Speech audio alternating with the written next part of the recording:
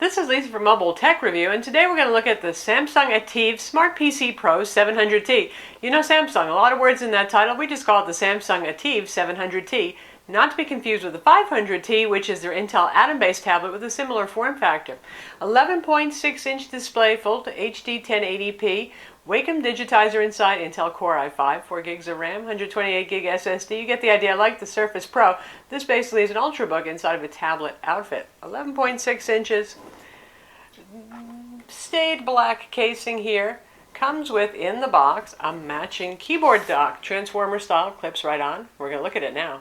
So here it is, finally, the Samsung ATIV 700T Windows tablet with basically Core i5 Ultrabook brains inside. Now we have it inside the included keyboard dock, obviously, and it looks just like your average Ultra Portable, doesn't it?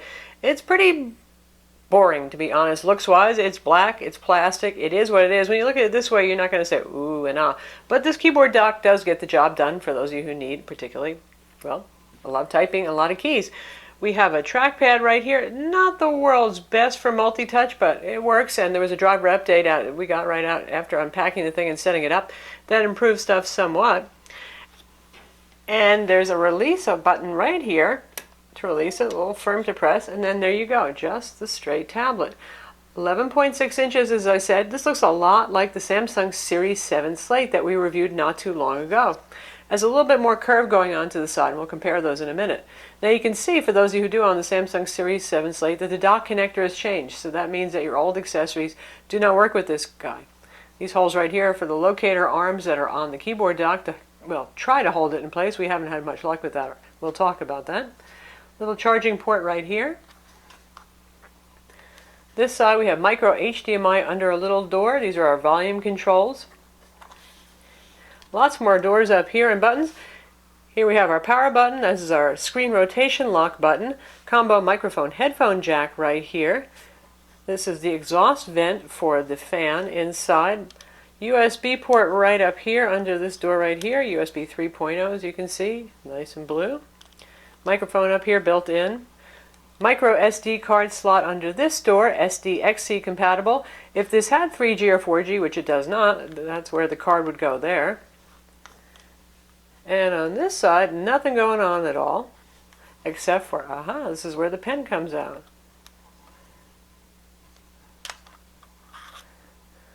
So there it is, your S Pen, as Samsung likes to call it. This is basically your Wacom digitizer with pressure sensitivity.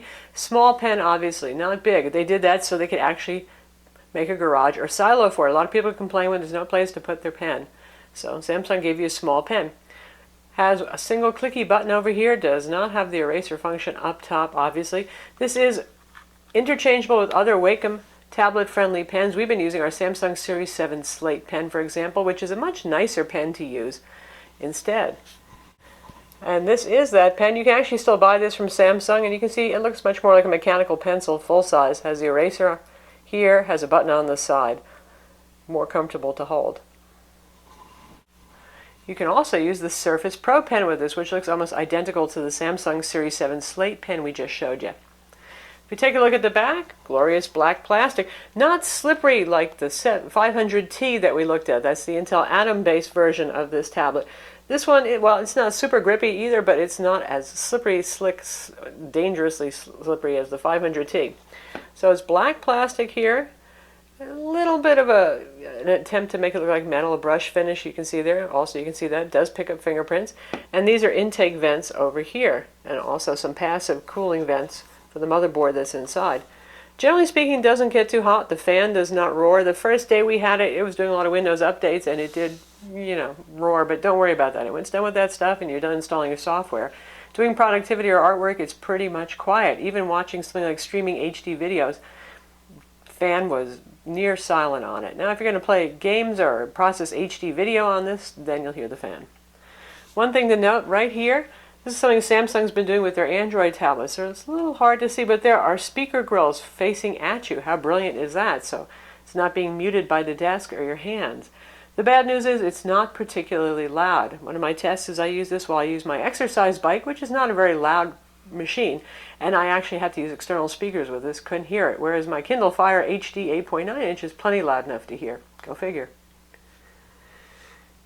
Here's our Windows Home button, and this is a mechanical clicky kind of button, which I have discovered I really like after using several of these to draw with and take notes with, because your hand does not accidentally brush the capacitive button, sending you home when you're in the middle of actually doing some work. Front camera here is 2 megapixel. The one on the back is 5 megapixel. Now let's take a look at the dock. Basic black. We've got little light up indicators here for caps lock being on, and when the unit is on, it lets you know that glows in blue. Trackpad here, reasonable size. Pretty decent keyboard in terms of tactile touch. Obviously it's a chiclet style or island keyboard. Little release latch over here, and inside you can see here's the electrical connector that it uses, a little magnetic pin style connector, and then little arms that latch into the tablet. From the side, you can see we got this plastic kind of prominence barrel hinge here, quite stiff. Although once you put the tablet inside, I notice it does wobble a little bit. I'm pretty surprised at that. And the bottom is just more basic black, and then these are the little rubber feet to try to give it some grip, and there's a little pair of rubber feet up here too to stop it from skidding around much. Pretty effective. This has pass-through charging. There is no battery in here. What was Samsung thinking, right? The Asus VivoTab TF810C has a secondary battery inside. Of course, Asus's Transformer Androids also have that. The HP Envy X2 we looked at has a secondary battery in here. Particularly with the Core i5, you have some power requirements. It would be nice to have some extra juice in here, and it would give it a little more weight. Now, weight's a two-edged sword. Nobody wants a very heavy package, but at the same time it helps with the balance and not be so tippy, because our tablet weighs just under 2 pounds, and this is 1.6 pounds. This is lighter, therefore it's going to be top-heavy with the tablet in it. We've got 2 USB ports, also under doors. Samsung just loves these little doors here. USB 2.0, not 3.0. And that's another little bit of what was Samsung thinking there. Kind of weird, right? And there's another one on this side. Still, we appreciate having those ports, and there's still plenty of USB 2.0 devices. You don't need USB 3.0 for your mouse or something like that, really. There is no HDMI or any other port on this dock whatsoever, so you're going to use the ones that are on the tablet. The nice thing is we have this little cutout over here, so you can access the digital pen. So good job of design there. Now the bad news is you may have read on forums about keyboard disconnects with both the ATIV 500T and the 700T, and this is a 700T purchased retail from a local store, because Samsung really doesn't have a review program for this product going, so this isn't something that's been vetted by Samsung first to make sure it works. And my God, constantly we get disconnects. It's not that it falls out of the keyboard dock, but you just hear that connect, disconnect, to the point where eventually sometimes it blue screens the tablet because it's just losing its mind. It's annoying. You don't have to barely move it much at all for that to happen if you do have this problem, but it's really annoying if you happen to be using the USB ports for data transfer at the time, and they cut out. So to put it in, it's merely a matter of just lining up the slots here and getting it in. And you heard that happy sound. That means that it saw and acknowledged the keyboard dock. And it's, you hear that? We're not really doing much with it. Constantly. Yeah. So you really don't have to bounce it around, flop it, or anything like that. Doing this, doing this. Now, the good news is we hear that Samsung is replacing the keyboard dock. The problem is with the dock, apparently, and not with the tablet. So if you do get one and it has that problem, exchange it with your retailer. Hopefully you'll get a better one, or send it to Samsung, and hopefully they'll replace your dock. This is as far back as the tablet will tip, oddly enough. It doesn't go too far back, but since this is like really wide viewing angle, PLS Samsung display, about 178-degree viewing angles, it's fairly adequate at that. And it's not too tippy, which is pretty good. We're poking the screen like that. You can see this wobbles around some, though, which is surprising, especially because it's at maximum tippy back. Oh, there. Yeah, and you can hear our keyboard connecting and disconnecting again. We'll just get used to that. So let's take a look at the tablet itself. Here we have the 11.6-inch 1920 by 1080 display. That's certainly a step up if you have a Series 7 slate in terms of resolution. Very nice, sharp, bright, 400 nits of brightness. Color accuracy is pretty good on it. Colors are nice and bright and popping, but they're not psychotic Samsung Super AMOLED colors like you see on some Samsung smartphones, obviously, because, well, it's not a Super AMOLED display, is it? And when it comes to computers, Samsung knows you need more color accuracy than Super AMOLED is going to give you. It's fast, it's responsive. Obviously, the Windows 8 Metro UI is very lightweight. It doesn't require much, but it handles desktop very well since it is basically an Ultrabook inside, and there's our desktop you can see. Ships with 125% scaling by default, which I find is a happy medium between seeing more on the screen but not having things be so tiny. Of course, you can set your desktop scaling yourself, and the reason that's done is because 1920 by 1080 is a lot of pixels to squeeze into 11.6 inches, and the way Windows handles scaling isn't like your Android or iOS tablets where it does things like pixel doubling or pixel quadrupling or whatever it's going to be to make things just look sharper. It actually changes how much stuff you see on the screen. Again, this is an Intel Core i5 ULV CPU. That's a 3317U, 1.7 gigahertz, the same as using the Surface Pro and many Ultrabooks that are on the market.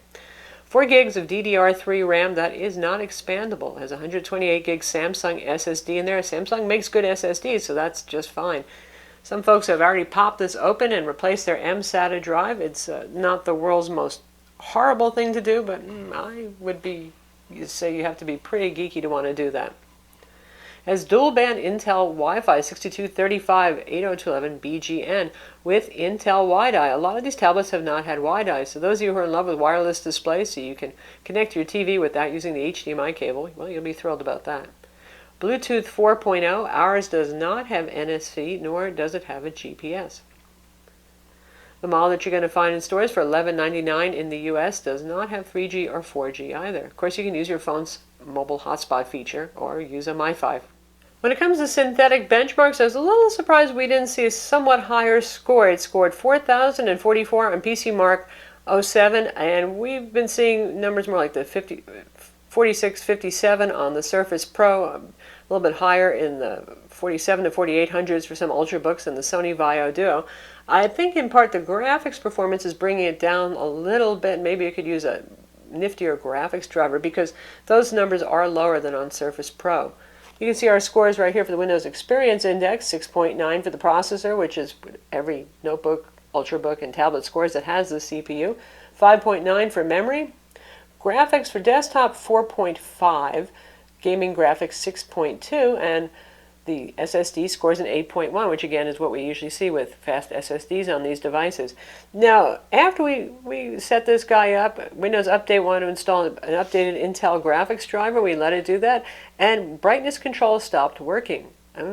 So maybe that would have increased our performance, but you've got to have brightness controls. No manner of brightness control worked anymore. So what we did is we used the Samsung software update application that ships with this to download it and save the graphics driver separately. If you just use the software update to install stuff, it actually won't overwrite your Intel graphics driver. So that's a pro tip for you guys who have this. Use the software update app to download, save it to your hard drive, run it separately, and you'll get your brightness back, and you'll go back to the original graphics driver that shipped with this tablet. Now, for those of you who have Samsung's Series 7 slate that came out in summer, late fall of last year, that one had Windows 7, but it was the reference design for Windows 8 for developers, and indeed you can put Windows 8 Pro in it. That's what we did. And Samsung has all the drivers and the applications and stuff for that too. We'll show you the difference. In terms of footprint, you're looking at pretty much the same thing right here. The only thing is you're going to be running at a lower resolution, 1366 by 768 for the Samsung Series 7 slate, which is still available at some stores, and really it's about the same price as the new ATIV 700T. Go figure, you think this was older. Well, it should be cheaper. In terms of weight, this guy actually weighs a little under 1/10 of an ounce less, the Series 7 slate. Usually these things get lighter rather than heavier, so we're surprised. Thickness for both is a 1/2 inch. Put them sideways so you can see. The ATIV has more of a curve to it, so it makes it look thinner, whereas we have straight sides on the Samsung Series 7 slate. And you can see the difference in that dock connector at the bottom and the fact that things will not be interchangeable there as a result. Samsung Series 7 slate did not have a keyboard dock option. There was a bundle that you could get that had a dock, a desktop dock, which was pretty nice. It added wired Ethernet and USB ports, and it came with an external Bluetooth keyboard, which was not exactly as conveniently portable. And in terms of performance, the Samsung Series 7 slate from last year ran on a second generation Sandy Bridge Core i5 ULV. So you get a performance boost plus the Intel HD 3000 on this versus Intel HD 4000 on our newer model. So more performance here. Now, if you already own the Series 7 slate, is that performance boost worth it to you? Even if you're using something like Photoshop, certainly if you're using Corel Painter, ArtRage stuff like that, probably not so much. But if you do intend to process HD video, you really push Photoshop to the max with image editing more so than just drawing inside of Photoshop. Well, it could make a difference to you, sure. And now we have the Samsung ATIV 700T next to the Microsoft Surface Pro. The Microsoft Surface Pro is wearing a touch cover right now. Obviously not the type cover with the clicky keys, which would be black and which would look kind of similar to this at first blush. And you can see the size difference because Surface Pro is 10.6 inches. Same internal, same Wacom digitizer, same HD resolution. We'll do a separate smackdown, but I can tell you right now, obviously it's going to be, do you really want a lot of typing? Do you want that keyboard dock design? Or do you want the portability of the Surface Pro right there? And here's our oh cruel world moment. Samsung right here, and we have the HP Envy X2. The HP Envy X2 shows you how to do a keyboard dock right. The whole thing is cased in metal, first off, really nice, isn't that? And it's also got a keyboard I find a little bit more usable, trackpad that's pretty nice as well. Does not disconnect. This sucker is really tight when it's on there. Nice design overall, and there's a secondary battery in here. But why is this oh cruel world? Well, because this is an Intel Atom dual core Clover Trail. Not that that's a bad thing depending on your needs. If you need really long battery life and you don't need a whole lot of processing power for heavy duty applications, that's just fine. But for those of you who do need the Core i5 power that's in here, or the active digitizer with Wacom pen, because the Envy, well, we still haven't even seen the digital pen for that come out yet. It will be an Atmel pen. So far those have not been inspiring. So you graphic artist types and you note taker types, well, the Envy isn't for you, even if you just wish you could take the guts of the Samsung and shove it inside that Envy. And now to do some heavy lifting, we're actually going to try out Skyrim on this. But first I'm going to show you we plugged it into power so we get more performance going. Very compact charger, laptop style charger with 2-piece cord. It looks the same as the Samsung Series 7 Slate charger, but different output for amps and for watts, so do not mix them. And you can see that we've dropped it down to 1366 by 768. That's because running at full 1080p, we were getting about 20 frames per second, which really was not a pleasant thing at all. All of our settings are at low. Things like anti-aliasing are off, which is what the game wanted to do. And it left texture quality at medium, and I went with that too, because otherwise, gosh, it's really hard to tell where you're going sometimes. Everything looks so blocky, and because the performance was good enough to warrant that. So we'll give it a try now and see how it does. We'll run Fraps in the background so you can see how it runs. So now we're inside Skyrim, again 1366 by 768 resolution. You can see the frame rates in the upper left corner are pretty good. Certainly it's playable anyway. It's not stellar. It's not going to be your gaming rig, this guy, but for a little gaming on the go, it's fine.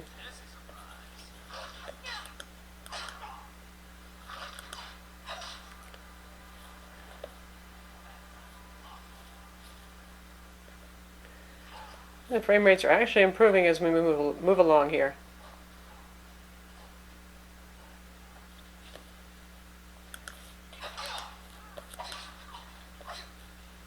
So that's Skyrim on the Samsung Smart PC Pro ATIV 700T. And now we're going to check out video playback. Obviously this is a capable PC here. Yes, it runs iTunes. Yes, it has Windows Media Player if you want. We're just going to use the Xbox Video Player to test out a 1080p MPEG-4 high-profile trailer, play natively to the 1080p display. Our IMF has been disavowed. Now I've been ordered to take you to Washington where they will hang the Kremlin bombing on you and your team. Looks great. Plays great. Assaulting Brandt and me. And you can hear the speaker volume. One of your team is caught. They will be branded terrorists. Move it up to 70% volume. So not super duper loud, but sound quality is pretty good for a small device. So what happens now? So how about pen-based things? Look, it comes with S-Note. You people who use Samsung Galaxy Note phones or Galaxy Tab Note tablets are familiar with this already, and I think Samsung threw that in there just so you'd feel like you're at home. You can see you got the same features right here with formula recognition, text recognition, and basic drawing right here. You know, it gets the job done. Certainly OneNote 2013 is going to be more capable. Even Windows Journal has some good features here. You can see how I've been testing out the keyboard. And we're in just straight drawing mode right now, so we can just draw. Does not seem to be any pressure to sensitivity in S-Note, which is surprising since it's supported in pretty much every application on this tablet. And we'll switch over to handwriting recognition so we can see how that works.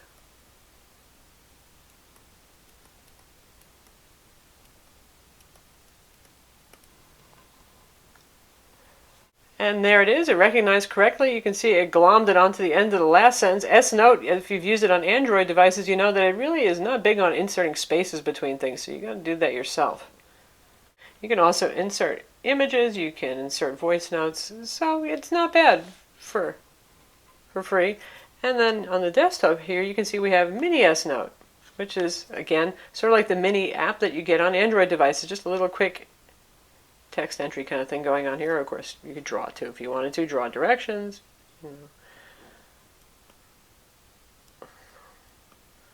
Here's my terrible map.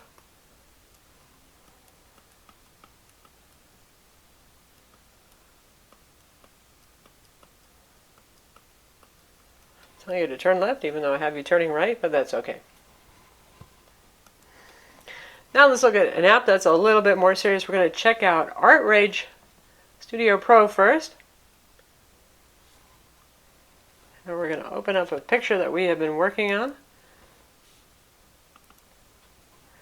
So there's our nice little horsey. Now, obviously this pen works just fine. You've seen me using it, and I'm going to switch over to my pencil tool and go a little bit darker. And palm rejection, yes, all modern tablets have it. This pen works fine. Calibration is reasonably good. I find that every so often I have to recalibrate it using the Windows Control Panel tablet PC settings, but I'm going to switch to the Samsung Series 7 Slate pen because I like that better. Easier to hold ergonomically. That's the only reason I really like this guy better, to be honest, but it works just fine. Now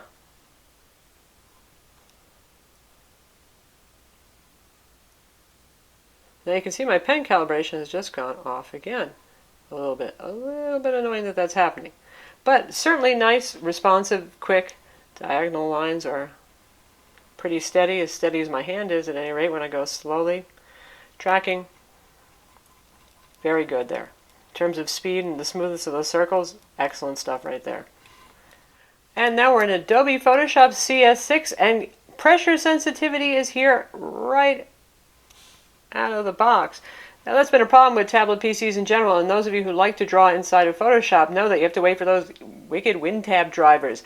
Microsoft Surface Pro, well, Microsoft and Adobe and Wacom have said they're coming soon, we promise, really, but they're not there in the box. Samsung's the only one that seems to consistently manage to do that for us. So for those of you who need to hit the ground running and need WinTab support, and you know who you are, you graphic artists that use those applications, you have it here. And we've got a squishy. Let's go with a different brush so you can see more. But first you can see light, heavy, gets a little bit darker. Let's switch to a better brush so you can see that. And then we switched over to the 2B pencil tool, and honestly the pressure sensitivity curves on this are pretty weird, and there's no control panel for that, which is too bad. Generally too heavy. I have to draw really light to get light lines. Let's see how light. Oh, see, that turned out heavy. First we got a heavy one, now we're going to try to go a little lighter. It's a little hard to control sometimes. Sometimes it works great. There we go. Now it's catching on. Seems like the driver still needs a little bit of work for consistency and behavior there. Now we've got our light line. Now we've got a heavy line. And now we're in Corel Painter 12, which also uses WinTab, and we're having a little more luck with that pressure sensitivity. Light line with my pencil, heavy line with my pencil. So yeah, that's working pretty nicely right here. You can do some very natural pressure sensitive sketching there. And obviously in all the apps that use a more modern Ink API in Windows, that's your Fresh Paint, your ArtRage, all of those will have pressure sensitivity as well. So you got them both here without having to fiddle with your drivers. That's the good thing. How about you note-taker types? You can't even draw a stick figure, but you do take notes all day long or want to annotate PDFs, fill in forms. Well, we've got OneNote 2013 right here. You can see my beautiful hello. We'll write another one of those again using the included pen. Very fluid inking experience. And the nice thing with the Core i5 is, unlike the Atoms, if you write a full dense page of notes, you won't notice the application starting to slow down. This handles it very well. And of course we can do things like recognition, select this and turn this into text. That works just fine on this. So nice experience for note taking, and also very smooth ink. You could really draw with this and actually enjoy it, to be honest. And also you can see it's tracking the circle pretty well, a little bit slower than it was in our graphic arts app, but still pretty good stuff right there. So how about battery life? pretty good news here. As far as Windows 8 tablets go, we've been managing between 5 at the absolute worst and 6.4 hours of battery life on a charge. With Wi-Fi on and active, brightness set to 50%, and Microsoft's auto brightness feature turned on, which may or may not derange you. It's a little bit draconian in its activities there. Mix of productivity work, also 45 minutes streaming of a Netflix episode, doing MS Office, a little light drawing. Happily, graphic arts drawing apps do not really drain the battery much. Some social networking, email in the background, web browsing, that kind of thing. We've been managing around 6 hours on a charge, which is not bad at all. The battery is sealed inside the unit, and it's a 49 watt per hour battery, and it comes with a 40 watt charger that we showed you. Lastly, we'll talk about the cameras. 5 megapixel rear shooter, decent, not super stellar, not as good as the 8 megapixel on the HP Envy X2 in terms of quality, but pretty good speed. Tap to take a shot. You can see it moving in and out, autofocusing. It works just fine. And we've got a 2 megapixel camera up front, certainly capable enough for doing nice quality Skype video. Good amount of light in there, not too much blockiness. We like it. And for those of you who are having trouble deciding, yes, we will do a 3-way smackdown this time between the Samsung 700T, the Microsoft Surface Pro, and the Acer Iconia Tab W700. So that's the Samsung ATIV 700T. It's available now, $1,200 in the US. Gets you tablet plus keyboard. Certainly for your digital artists, it's compelling. It has Wacom drivers right out inside the box rather, and Core i5, very powerful. A couple of caveats as we mentioned in the review, but still, hopefully Samsung will iron those out. I'm Lisa from Mobile Tech Review. Visit our website for the full review of the Samsung Smart PC Pro, the ATIV 700T, and don't forget to subscribe to our YouTube channel.